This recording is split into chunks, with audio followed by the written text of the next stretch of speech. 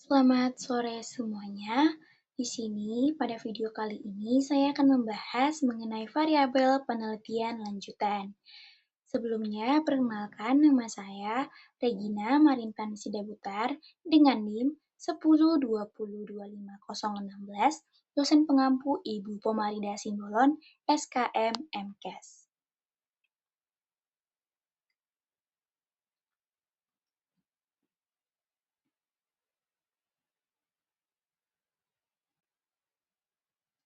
Variabel penelitian. Apa sih variabel penelitian itu? Nah, variabel penelitian adalah segala sesuatu yang menjadi objek pengamatan dalam penelitian dan memiliki nilai yang berbeda antara satu objek dengan objek lainnya. Variabel dapat berupa sifat, karakteristik, kondisi, maupun hasil tertentu yang dapat diukur ataupun diamati.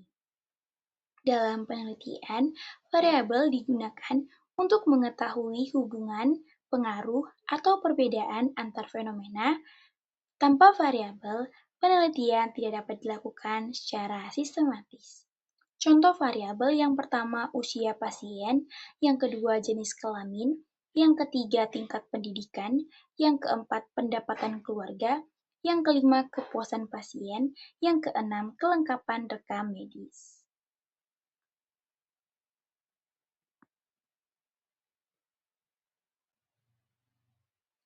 Fungsi variabel dalam penelitian.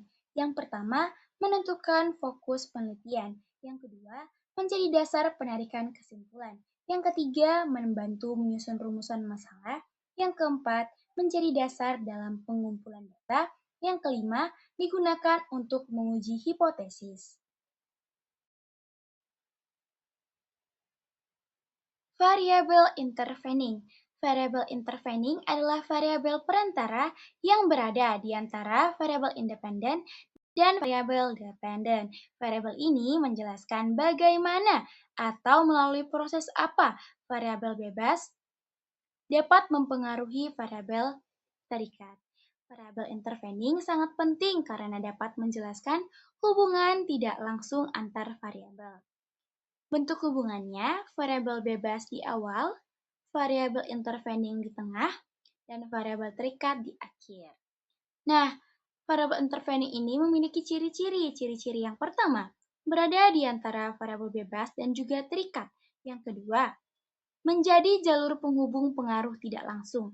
Yang ketiga, sering berupa faktor psikologis atau perilaku. Yang keempat, dipengaruhi oleh variabel bebas. Yang kelima, mempengaruhi variabel terikat. Dan juga variabel intervening ini memiliki kelebihan dan juga kekurangan. Kelebihannya menjelaskan proses terjadinya pengaruh, membuat model penelitian lebih lengkap, cocok untuk penelitian sosial dan juga perilaku. Kekurangannya, analisis statistik lebih rumit, membutuhkan teori yang kuat, serta membutuhkan data yang lebih banyak. Contohnya, yaitu komitmen pegawai meningkatkan disiplin kerja. Lalu disiplin kerja meningkatkan kinerja pegawai. Maka variabel independennya yaitu komitmen pegawai, variabel interveningnya disiplin kerja, dan variabel dependennya adalah kinerja pegawai.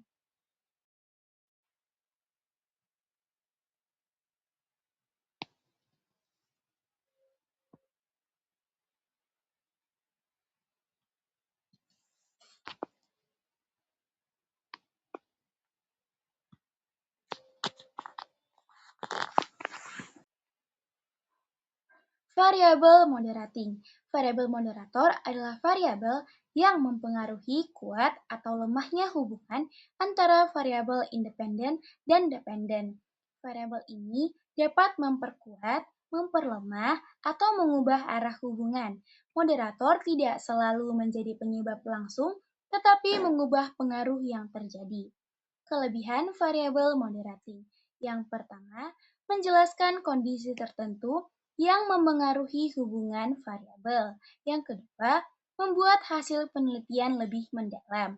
Yang ketiga, membantu menyusun strategi kebijakan. Yang kekurangannya, yang pertama, analisis lebih kompleks. Yang kedua, membutuhkan sampel lebih besar. Yang kelima, salah menentukan moderator dapat menyebabkan kesimpulan yang keliru. Contoh variabel moderating. Penelitian tentang pengaruh faktor sosial terhadap minat penggunaan rekam medis elektronik. Variabel independennya adalah faktor sosial.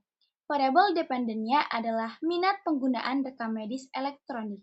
Jika supervisi berjalan baik, serta variabel moderatornya adalah teknik supervisi. Jika supervisi berjalan baik, maka pengaruh faktor sosial menjadi lebih kuat. Jika supervisi buruk, pengaruhnya juga makin berlemah.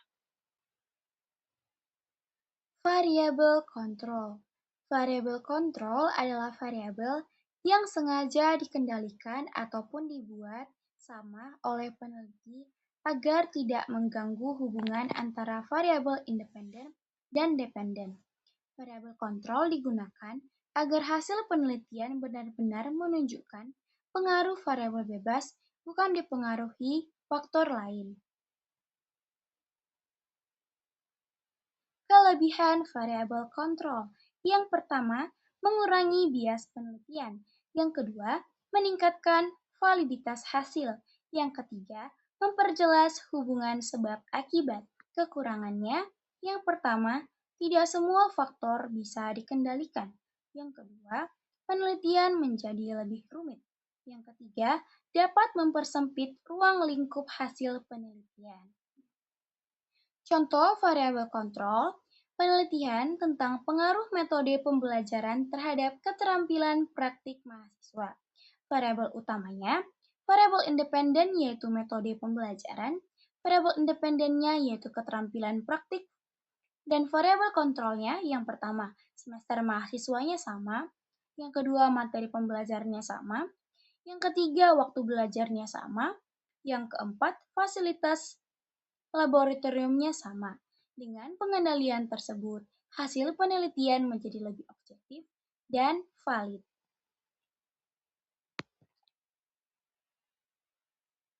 Latihan soal. Yang pertama, seorang peneliti ingin mengetahui pengaruh pelatihan kerja terhadap kinerja pegawai rumah sakit. Setelah dilakukan penelitian, diketahui bahwa pelatihan kerja mampu meningkatkan motivasi kerja pegawai. Kemudian, motivasi tersebut berdampak pada meningkatnya kinerja pegawai. Variabel intervening pada kasus tersebut adalah A. Pelatihan kerja, B. Kinerja pegawai, C. Pegawai, D. Rumah sakit, E. Motivasi kerja. Jawabannya adalah E. Motivasi kerja.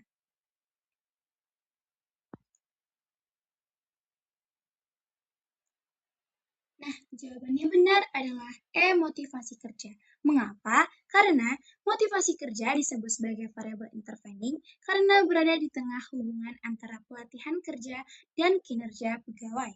Pelatihan kerja tidak langsung meningkatkan kinerja, tetapi terlebih dahulu meningkatkan semangat, dorongan, dan motivasi pegawai dalam bekerja. Setelah motivasi meningkat, barulah kinerja pegawai ikut meningkat.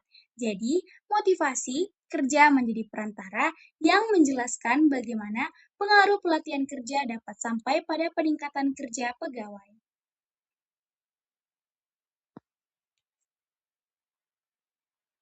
Latihan soal yang kedua. Peneliti ingin meneliti pengaruh metode pembelajaran online dan offline terhadap nilai mahasiswa.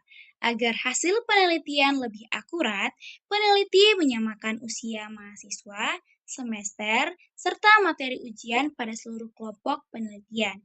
Variabel kontrol pada kasus tersebut adalah A. Metode pembelajaran, B. Usia mahasiswa, semester, dan materi ujian, C. Nilai mahasiswa, D. Mahasiswa, E. Kampus. Jawabannya adalah B. Usia mahasiswa, semester, dan materi ujian.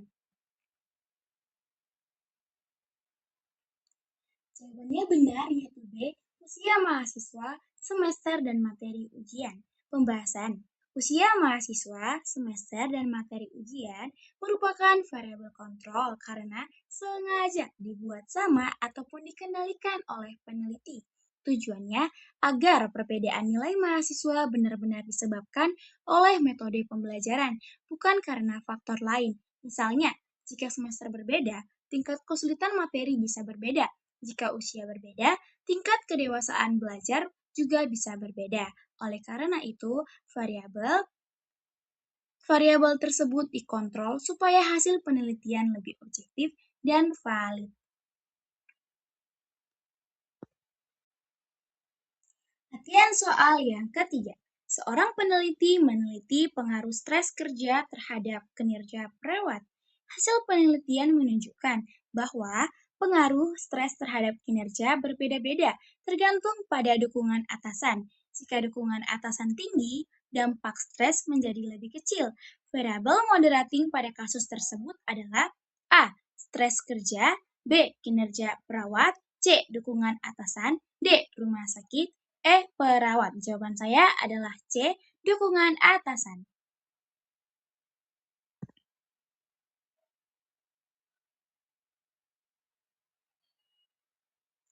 Jawabannya benar yaitu C. Dukungan atasan. Mengapa? Karena dukungan atasan merupakan variabel moderating karena dapat memperkuat ataupun memperlemah hubungan antara stres kerja dan kinerja perawat. Dalam kasus ini, stres kerja memang mempengaruhi kinerja, tetapi besar kecilnya pengaruh tersebut bergantung pada adanya dukungan atasan. Jika atasan tersebut memberi bantuan, arahan, dan perhatian, maka dampak stres terhadap penurunan kerja menjadi lebih ringan. Sebaliknya, jika tidak ada dukungan, stres dapat menurunkan kinerja lebih besar. Jadi, dukungan atasan berfungsi sebagai variabel moderator.